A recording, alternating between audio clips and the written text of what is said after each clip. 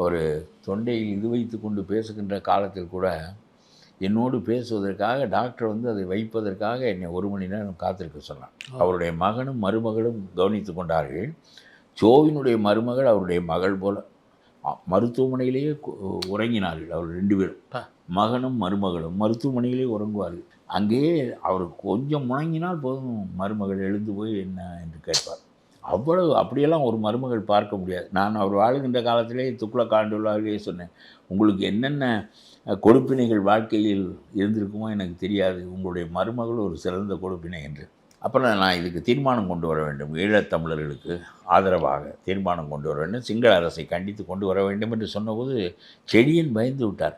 மொராஜி ரொம்ப முரட்டுத்தனமானவர், பிரதம மந்திரி, அவர் வருகிறார், நீ பாட்டுக்கு இந்த மாதிரி தீர்மானம் கொண்டு வந்தால் அவருடைய கவனத்துக்கு வந்து அவர் மாற்றி பேசினால் நம்முடைய கட்சி போய்விடும் என்று சொன்னார். கரெக்ட். அவர் இங்கே வந்து யுவரால் ஃபூல்ஸ்ன்னு சொல்லுவார். நான் அவரோட பின்னாடி ரொம்ப சிநேகிதமாயிட்டேன் மொராஜியோட. பம்பாயில் அவர் வீட்டுக்கெல்லாம் போவேன். போனோடனே ஏய் கற்பையா, you are all fools, why do you oppose me அப்படிவாரு. அது that is your language, not our language, you're not an Indian. என்னென்னலாம் அவரோட பேசி விளையாண்டு என்ன ஃபூல்னு நம்மளை நேரம் சொல்லுவார் அவர். ஆமாம், ஒரு அன்பாக தான், அதெல்லாம் மறக்க முடியாது.